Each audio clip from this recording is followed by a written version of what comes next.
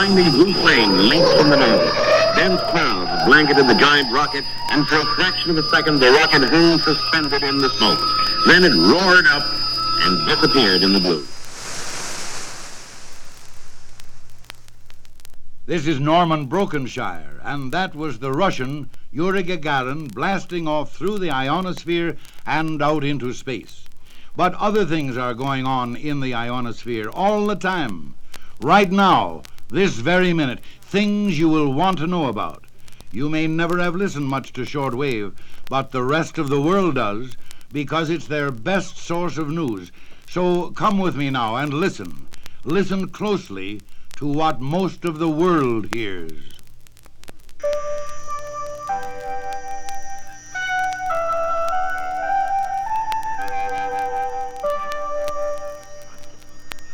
This is Moscow.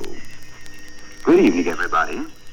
You are tuned to the North American service of Radio Moscow, operating in the 19, 25, and 31 meter bands.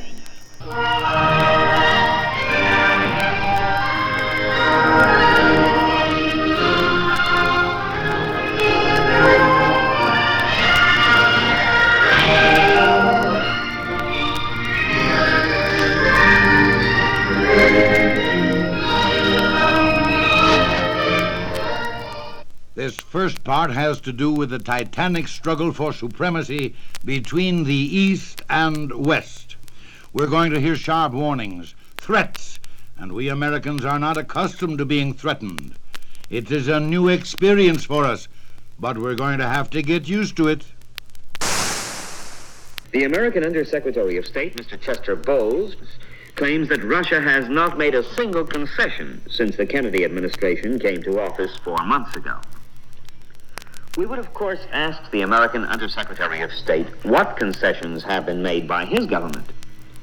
I don't believe he can seriously think that relations with the Soviet Union can be based on unilateral concessions by the Soviet side.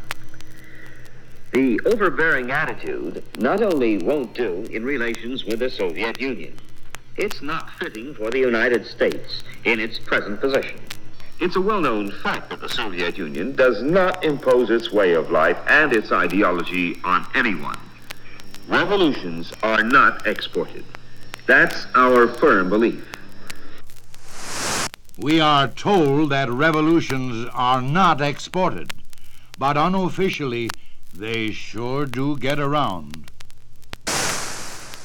The only alternative to this policy of peaceful coexistence is a destructive thermonuclear war with all its terrible consequences. Unfortunately, in the United States, they do not seem to understand that with the present correlation of forces in the world, the positions of strength policy has in store for the United States nothing but fresh failures and a further loss of prestige in the eyes of the world. There should be no banking on local wars as a means of holding one's positions and maintaining a dangerous balance of power on the world arena, as some Western politicians do. We have heard two challenges and warnings not to knock the chip off the East's shoulder. But what now about the economic race? The Soviet Union is already producing more coal, iron, manganese, chromium ore, nickel, peat, locomotives, freight cars, grain combines, lumber materials, metal cutting lathes, woolen fabrics, sugar, animal fats, milk, and other products than the United States. When you remember that Soviet industry is now developing 4 times faster than American industry, and that the rate of population increase in the two countries is the same, it will be seen that by 1970, the USSR will not only be well ahead of the United States in volume of industrial output, but will also surpass your country in per capita production. The capitalist economy of the United States will never again be able to attain new heights. It is now on the road of decline, and no administration that seeks for monopoly capital can avert new economic crises or unemployment, say nothing of ensuring a fast rate of advance. Competition between the USSR and the United States began almost 44 years ago, as soon as the world's first socialist state came into being. The USSR has set definite time limits for overtaking and surpassing the United States in an economic respect. According to the estimates of Soviet planning bodies, this should take place within the coming 10 years. What gives us the right to constitute that with such complete assurance? The advantages possessed by the planned economy of socialism.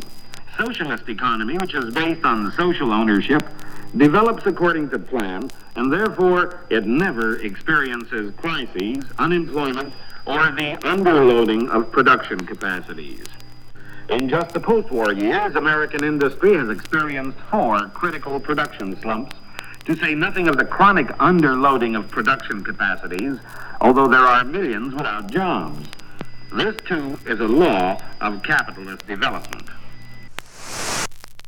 We are given proof that we are going to be overtaken and surpassed economically, except that there really is no assurance that the United States in the meantime will not acquire a new momentum. Next, the matter of scientific supremacy. Soviet radio physics and radio astronomy have achieved another victory, Professor Migulin of Moscow University has declared, referring to the Venus radiolocation research. The result of Professor Migulin has commented that there were no reports in the newspapers abroad about analogous results of Venus research carried out in the United States and Britain, although work has been done in that direction on a number of occasions. The results obtained in the Soviet Union, Professor Migulin points out, have enormous practical importance for the coming flights of man to the planets of the solar system. Commander Alan Shepard's flight constitutes an important achievement in America's Mercury program of manned flights into space. On behalf of Soviet experts, I want to congratulate our American colleagues on their great success in implementing this experiment. It's quite an achievement in the present state of American rocketry. Both the Soviet and the American experiments yielded valuable information about the effect of weightlessness on the human being. Alan Shepard was in a state of weightlessness for 5 minutes, while Yuri Gagarin experienced it for over an hour. 1 year ago today, the Soviet Union launched its first satellite ship. The appearance of this ship in orbit inaugurated a series of major experiments that culminated in the first manned flight into outer space.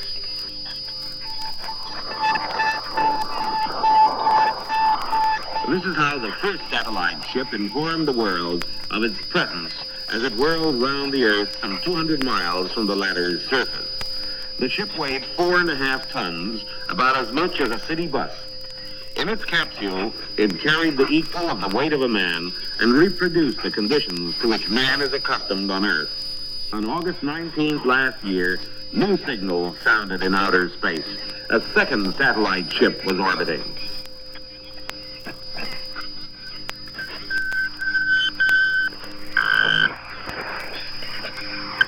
This time, the over 4-ton spaceship carried living organisms. It had on board 2 dogs, some rats, and black and white mice, plant life and microorganisms. In the course of 24 hours, the ship circumvented the Earth 18 times, covering a total of 434,000 miles. All of this was a build-up to April 12th this year, when Major Yuri Gagarin stepped into a spaceship. Готовы? Готов. Готов.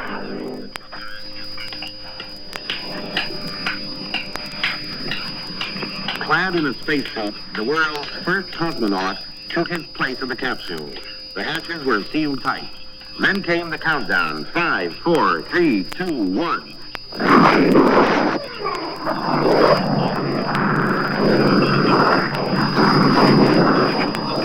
A blinding blue flame leaped from the nose. Dense clouds blanketed the giant rocket, and for a fraction of a second the rocket hung suspended in the smoke. Then it roared up and disappeared in the blue. Heavy G lasted but a few seconds as the rocket worked up the first cosmic speed of more than 17,300 miles an hour and tore loose from the Earth's gravitation. Then the engines were cut off, the ship swung into orbit, and Major Gagarin found himself in a state of weightlessness.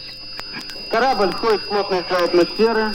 Возникают высокие температуры, но правда я их не чувствую, этих высоких температур. Major Gagarin is saying that when a spaceship enters the dense layers of the atmosphere, high temperatures develop. But I felt nothing, he says. The temperature in the capsule was an even 68 degrees. However, outside the portholes, even through the curtains, I could see crimson flashes as the ship plunged into the dense layers. Intense flames raged outside, but for me, they were not dangerous. Now the road is open to spaceflight. You have heard how we have been losing ground steadily, how we are being outscheduled in the race for space.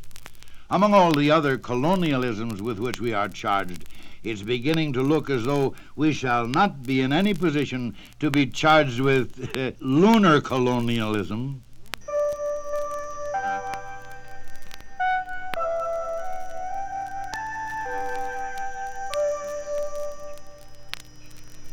Next subject, mudslinging in Latin America. First on the occasion of the death of Trujillo, then about our surprising role in Puerto Rico. The most powerful Western Navy, which is commanded by the imperialist monopolies of the United States, is cruising in the Caribbean Sea on the pretext of carrying out routine maneuvers. The tragic death of the dictator Rafael Leonidas Trujillo, an imperialist pawn in the Dominican Republic, gave a convenient opportunity to the Kennedy government to violate once more the statutes of the Organization of American States and blockade the Dominican Republic in order to aid Trujillo Jr. effectively to consolidate his power at any price and by all means. This is done on the pretext of finding out whether the 5,000 Americans who live in Trujillo's domain do not need protection, and in order to ensure that this domain does not fall into the hands of international communism. Thus, this Navy has blockaded all Trujillo's opponents and given all his supporters the opportunity to deal as they wish with their victims, to put the opposition in jail, bribe army men, and ban parties. All this is done under the mask of democracy and the struggle against communism. Where are those loud voices which made such a din protesting against the execution of traitors in Cuba? Why are they silent when Trujillo's heirs are indulging in such an orgy of bloodshed? That American Marines might be used to interfere in the Republic's domestic affairs on the pretext of protecting American interests. Rafael Trujillo set up his dictatorship in 1930 and has been the sole ruler since then.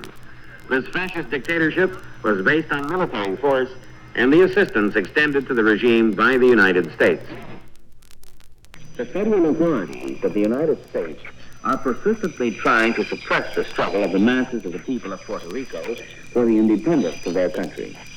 These attempts of the United States government to suppress by force the demand of the Puerto Ricans for independence were exposed by the leadership of the movement for Puerto Rican independence at a special meeting held in Rio Pedros.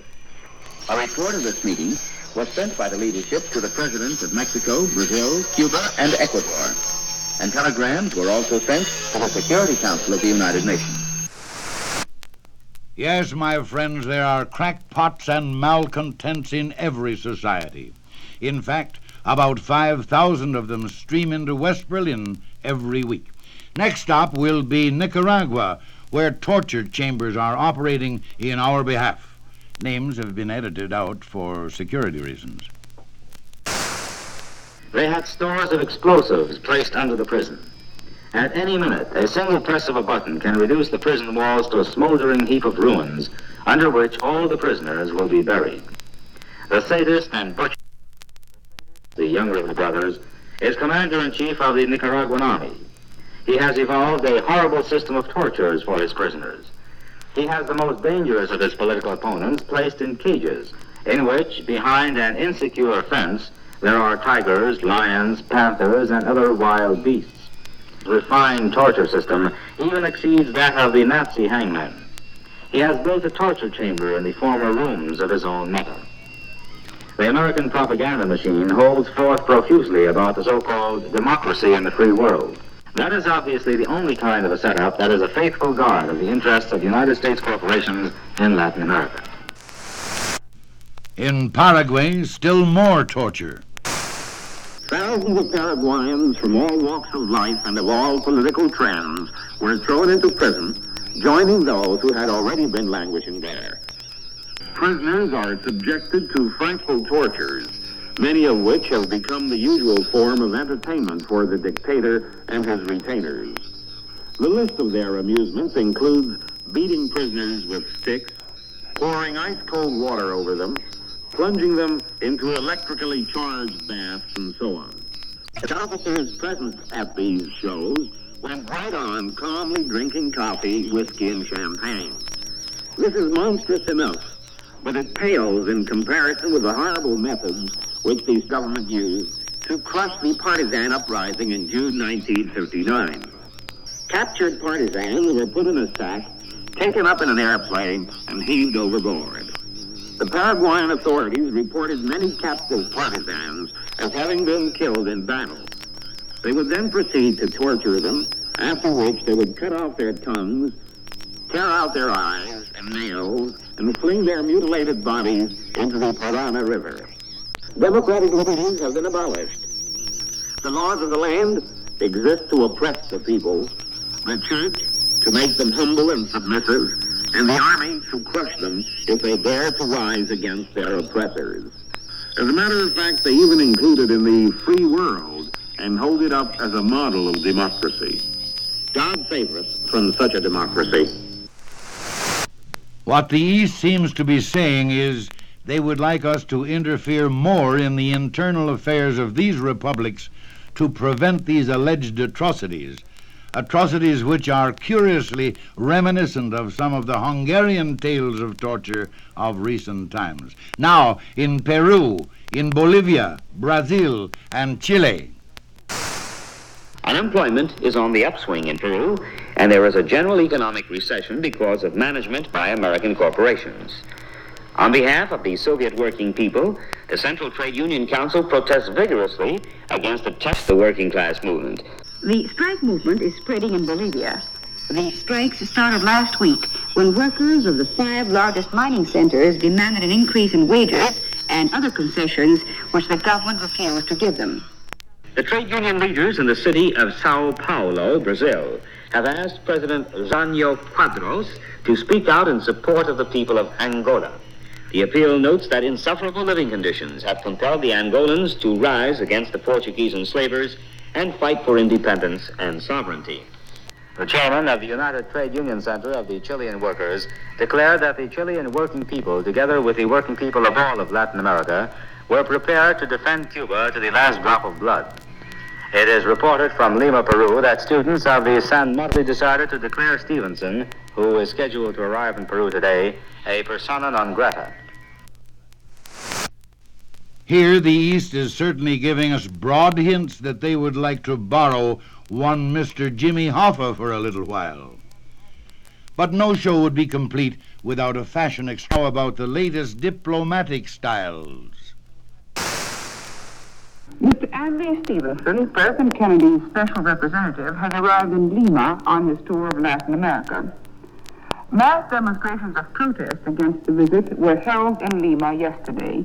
One of the purposes of his Latin American tour is to win support from the Latin American countries for the United States policy of aggression and provocations against Cuba. When Stevenson arrived in Chile today, he does so with a briefcase and dagger. With regard to what is in the briefcase, he writes he may find his reply in Government House, but the dagger will be answered by the people themselves. You see, cloak and dagger is now superseded by briefcase and dagger. And all the while, from Khrushchev's new radio network in Havana, Cuba, comes the comment, and Latin Americans are supposed to believe that the Stevenson mission is for peace. And then Castro harangues Latin America in interminable Spanish, and many listen. Y saludé a la gente de una cola allí, estaba todo el mundo muy entusiasta. El pueblo comprende perfectamente esas situaciones. Mira, ¿qué tenemos que hacer para evitar la especulación? La encuesta es uno de los poquísimos artículos que ha dado lugar a este problema por las razones que hemos explicado. ¿Qué hay que hacer? Para que nadie tenga que estar haciendo cola ni matándose en la bodega.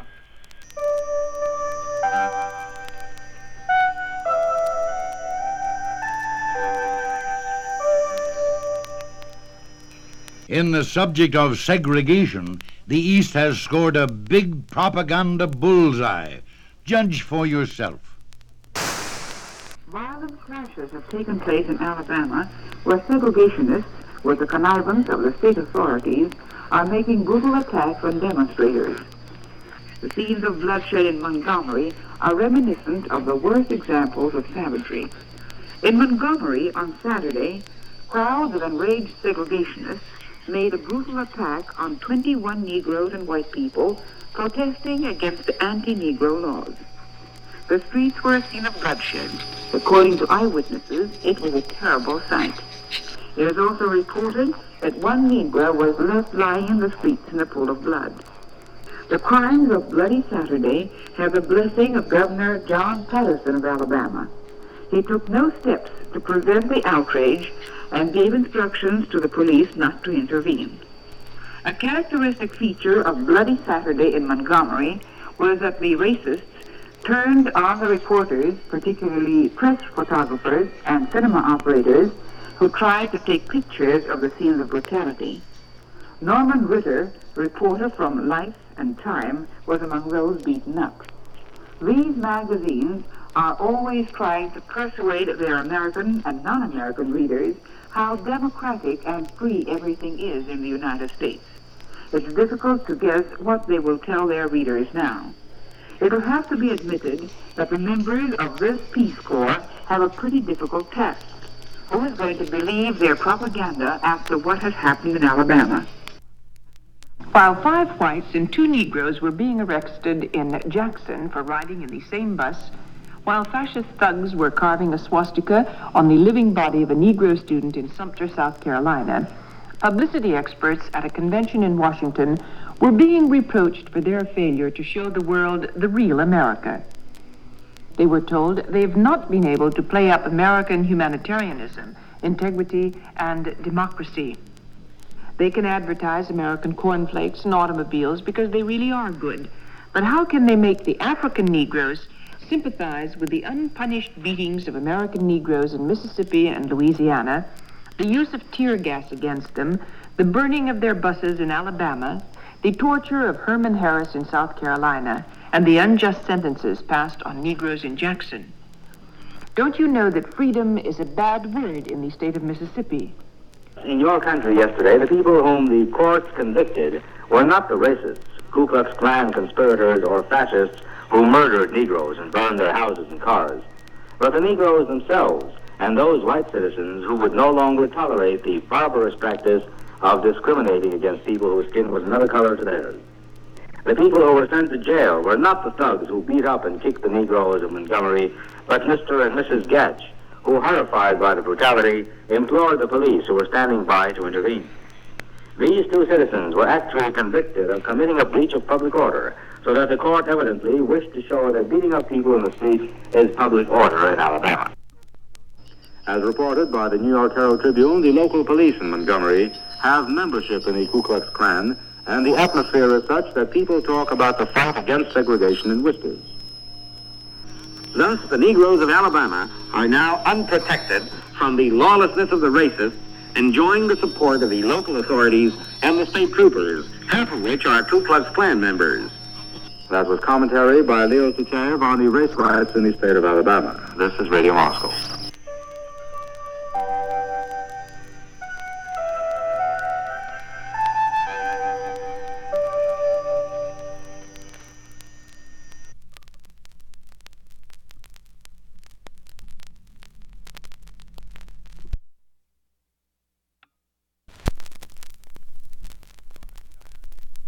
Brokenshire again. Are you ready for the second lap of our big bumpy journey?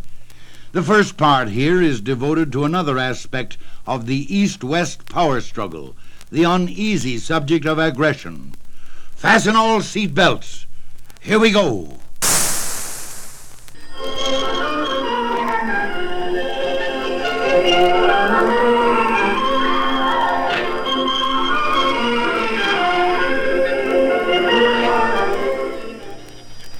This is Radio Moscow, and here is the news. In view of reports that North American aircraft are violating the airspace of Brazil and that in the region of the Amazon, radar stations are being built, Deputy to the Federal Senate, Braga, has petitioned the government to state whether it is aware of these activities. In spite of the world scandal created by the fiasco of the open intervention of the United States against Cuba, there is material evidence that the United States is preparing for a repetition of this attack, again under the leadership of the CIA. It has become known that President Kennedy gave instructions to the Central Intelligence Agency to increase the recruiting of new mercenaries for a second invasion, which will be combined with acts of sabotage. A Cuban radio announces that an American aircraft carrier invaded Cuban territorial waters today and shelled a beach at Siboney near Santiago. 5 jet planes rose from the aircraft carrier and made menacing flights over Siboney. The radio announcement called this provocation another aggressive act against Cuba by American imperialism. Vice President Johnson's tour of Southeast Asia has done absolutely nothing to promote world peace. He told the press conference that the United States was prepared to take any decisions and any risk in that area. It almost sounds like the late John Foster Dulles announcing the start of another brink-of-war adventure, doesn't it? We may expect another sharpening of the situation in Southeast Asia as the United States interferes more energetically. About 100,000 people in 6 provinces of southern Vietnam took part in rallies and demonstrations against the increasing interference by the United States in their affairs. They insisted that American imperialists get out of southern Vietnam and called dictator Ngo Dinh Diem a traitor. Small war is to be the means of putting the new yoke on the emancipated nations. It is most interesting to know that small nations are emancipated only when they adopt communism. Also, we have heard strong accusations about our role in Southeast Asia, and we may well ask if a nation must remain passive in those circumstances involving the current situation in Southeast Asia. Now we shall hear about Kuwait. More than 5,000 British soldiers are now concentrated on the Iraqi border. British warships, including the carrier Bulwark and the frigates Loch Elvie and Meon, are anchored in Kuwait territorial waters. The Iranian newspaper Kayhan admits that Kuwait has been turned into a huge military camp. For scores of years, the territory has been under British protection. Situated in the Persian Gulf region, Kuwait is fabulously rich in oil. By exploiting this wealth, the American and British monopolists rake in huge profits. Last year alone, they amounted to $1,000 million. It's not surprising that to British businessmen, the loss of Kuwait would be equivalent to bankruptcy. On the other hand, it is very risky in our time to continue openly plundering Kuwait's wealth. Actually, the granting of Kuwait's alleged independence was only another colonialist trick aimed at preserving the colonial system in the country. Commentary was by Anatoly Shvakov, and it came to you from Radio Moscow. With regard to Kuwait, we should ask that you read the printed explanation on this record jacket. Now, remember the fight over Suez? Here is the East's version of it. The theory of so-called limited or local wars has become very popular lately in the West. What were Britain, France, and Israel after when they launched the local war against Egypt? They wanted to crush Egypt and intimidate other Arab countries fighting for their independence. It was their aim to put fear into other peoples of Asia and Africa. This adventure, as you know, ended in failure. The Soviet Union and all the other socialist countries came to Egypt's defense, and the aggressors retreated. It is only a half-truth. The fact is, the United States did oppose Britain, France, and Israel on Suez. Next, we're going to hear something that involves an interesting point on aggression and interference. It revolves around Angola. Can humanity reconcile itself, asked the Soviet government, with these monstrous cannibalistic plans which are being carried out for all to see and in violation of the solemn declaration of the United Nations on granting independence to the colonial countries and peoples? The answer is no. This clearly shows the connivance of all the colonialists in one another's crimes, And the Soviet government is quite right when it states that responsibility for the crimes in Angola is borne not only by Portugal, but also by its NATO allies. Moscow Radio has just called for less interference in the affairs of underdeveloped countries and more interference in the affairs of NATO countries. May one country interfere in another's affairs without being charged with interference? And who is to pass on the morality of that interference? The three-man commissions? The troikas? Tomorrow is the 185th anniversary of America's Independence Day. On July 4th, 1776, the American Congress passed the Declaration of Independence, a document which proclaimed the sovereignty of the new state. The Declaration, written by Thomas Jefferson and Benjamin Franklin, inspired the American patriots who took up arms to defend the liberty and happiness of their country. What would Thomas Jefferson say if he could enter modern America today?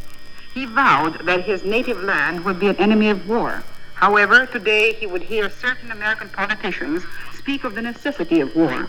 In the lobbies of Congress, he would be able to talk with a swarm of politicians preaching a strong-arm policy and hatred between the peoples. We shall not delve into history and recall the capture of Mexican lands, the Philippines, or the invasion of the Isthmus of Panama. Let's take a look at things of a recent period. The people of Vietnam are fighting against the French colonizers. America fully supported the colonizers, supplying them with weapons and money. The people of Laos are defending their independence from the colonizers. Who is fighting against the Laotian people? They are the puppets of America, armed with American weapons and subsidized by Washington. What about the Congo? Kasavubu and Mobutu, the miserable lackeys, drawing money from the Central Intelligence Agency, murdered Patrice Lumumba, the leader of the Congolese people, dispersed parliament, and are now tearing the Congo into bits. What would Jefferson say about America's policy in relation to Cuba? When Batista, the bloody dictator, was thrown out by the people, Washington began an all-out war against Cuba, which is continuing to this very day. Was such a policy set down in the Declaration of Independence? All the way back to the Mexican War? After all, we only took away Texas, Arizona, New Mexico, and a part of California, didn't we? We did leave them something, didn't we? Now, in Latin America, it is quite true that we are not universally liked and admired.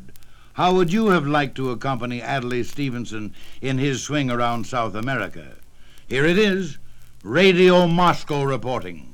By the President of the United States, with the special mission of compelling the governments of South America to support the anti-Cuban policy of the White House, Mr. Stevenson has visited Venezuela, Argentina, Uruguay, Brazil, Chile, Paraguay, Bolivia, Peru, and Ecuador. From the newspaper reports of the last few days, the conclusion can be drawn that Mr. Stevenson's mission has been defeated. Except in the case of the dictatorial regime in Paraguay and the corrupt clique which is in power in Peru, he has not succeeded in forcing the governments of the Latin American countries to come out openly against revolutionary Cuba. As the Mexican paper Prensa shows, official circles in the countries of Latin America have received Washington's representative with cold reserve and irritation. Thus, the government of Venezuela told Stevenson that it was indignant at the unceremonious manner in which the American oil companies were making themselves at home in the country. Ruling circles in Argentina protested against United States dumping. In Bolivia, the State Department's political peddler was met with firing in the streets. And from Radio Havana, we hear this familiar phraseology. Latin America knows all too well what the work of Wall Street imperialism is worth. They know it is fully capable of saying Alliance for Progress when it means, in reality, Alliance for Misery. After all, look at all the tragic experience the countries south of the Rio Grande have had.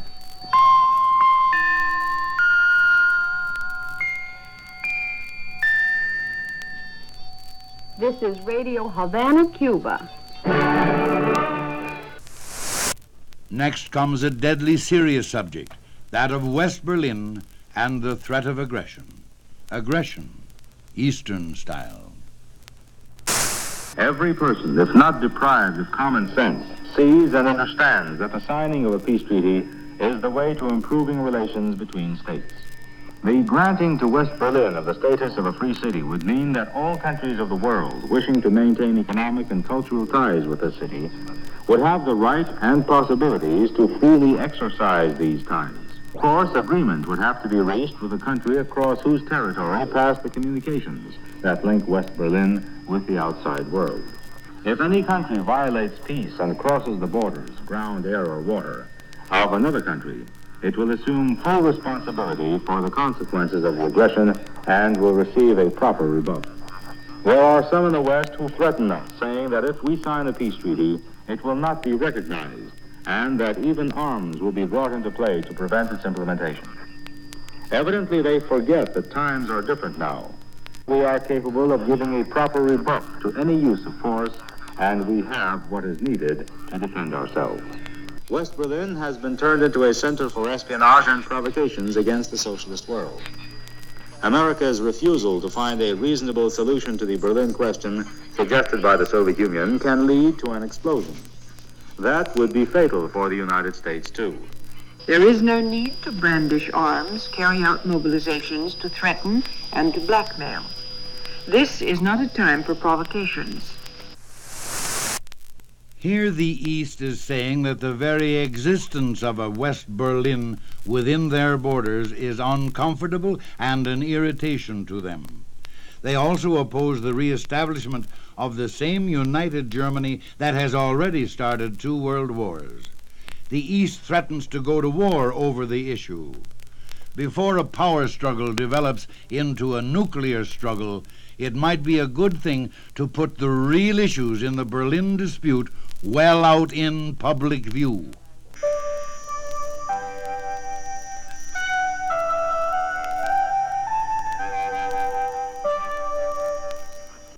A full discussion on war and peace can only be elucidated on the terms of those who are promulgating war or peace. War is the inevitable successor to peace when peace efforts fail.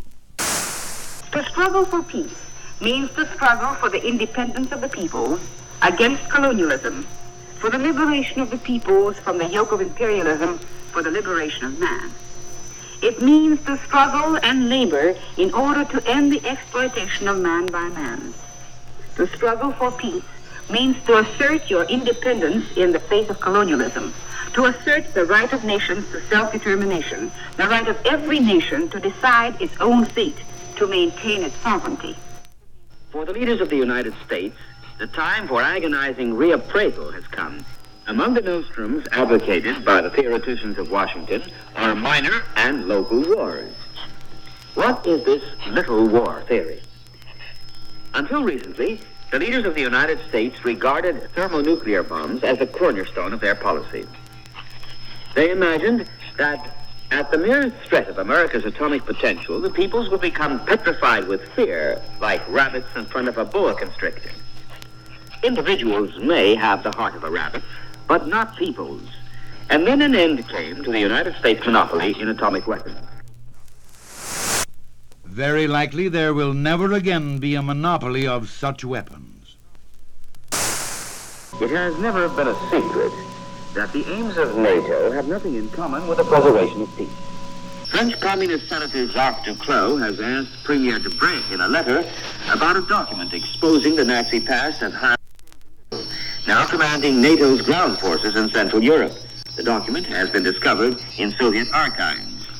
Sober-minded politicians are forced to admit that the Soviet Union has brought to the fore a problem of world importance. Let us bear in mind that 99 out of every 100 bomb generals and admirals served in the same capacity under Hitler. If this be true, it would really bear investigation and action. And by what standard is it determined if a known Nazi has reformed? A sober and objective examination of the international situation will reveal that the world is faced with a choice between peaceful coexistence and war. There is no other alternative. It is well known that the Soviet Union has been working staunchly and consistently for a solution of the disarmament problem. But if you restrict reason and realism, you must admit that under the present conditions, with two social systems in existence, the socialist and capitalist, there is only one way to maintain peace, and that is through peaceful coexistence. Prime Minister Khrushchev said in a speech in Tbilisi, Georgia the other day, that in view of the actual situation and in view of the fact that the nations must live and develop on a single planet, we must find a common language for the relations between countries with differing systems. If we are to coexist, there must be an extraordinary effort by the people of each side to understand each other. Because if we are to believe only the policymakers, why do we talk at all?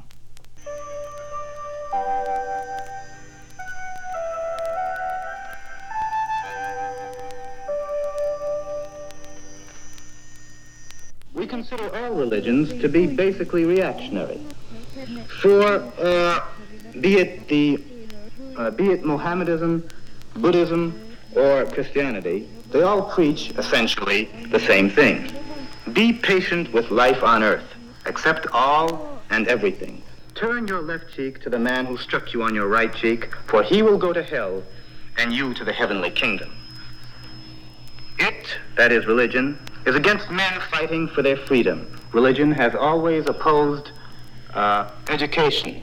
Giordano Bruno, Galilei, all of those people were burned at the stake by the Catholics, that is, Christianity. And if in the beginning Christianity played an important role, and at times even a progressive role, in the history of mankind, it has, through the ages, become a tool of reactionaries the world over.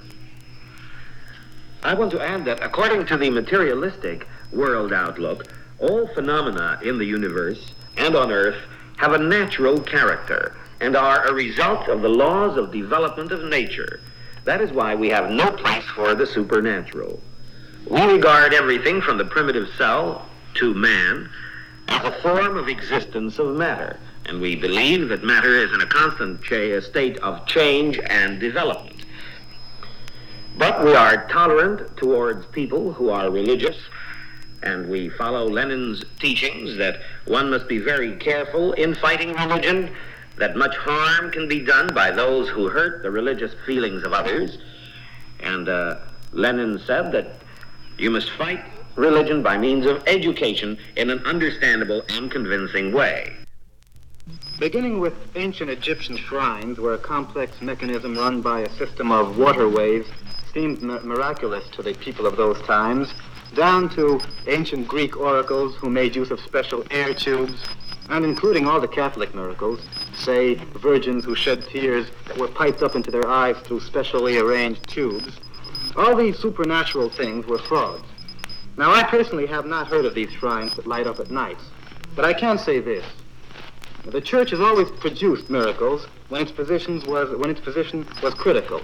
Today, the church is steadily losing ground.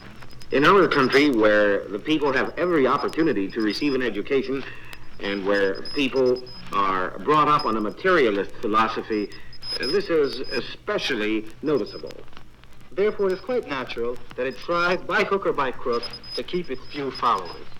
Since you mentioned religion, Vladimir, I think it would be in place to say that people in the Soviet Union are absolutely free to worship if they want to, and they are not hindered in any way whatsoever.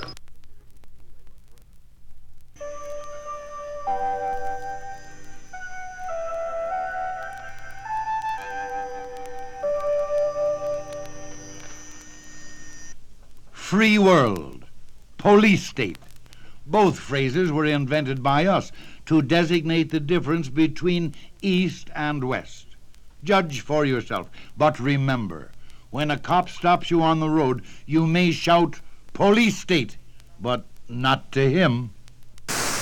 The Americans are fond of saying that their democracy is founded on the belief that people themselves are capable of telling good from evil. But the Anti-American Activities Committee has appropriated the right to decide for everyone what is good and what is bad. The bill which it has drawn up is aimed at making Americans read only those newspapers which are approved by Washington and which give a tendentious estimate of events. It remains quite obvious to all that it is a body which lowers the dignity of American citizens and whose function is to control other people's lives. It is strange that the East should ridicule what they interpret as one government police state agency when they do the same thing themselves most thoroughly with their controlled press, their one-party system, and their Marxian ideology. In our country, everyone's opinion is respected, provided it proceeds from an objective analysis of reality. This might be a good idea, but I have misgivings about what is reality to me as opposed to someone else. And by the way, is the opinion of a Nazi to be respected, or a Ku Klux Klan member?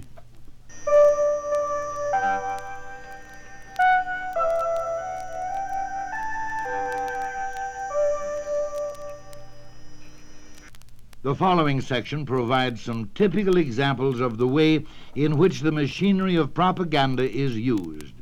See if you can sort out the emotionally charged words that are intended to arouse the listener to action.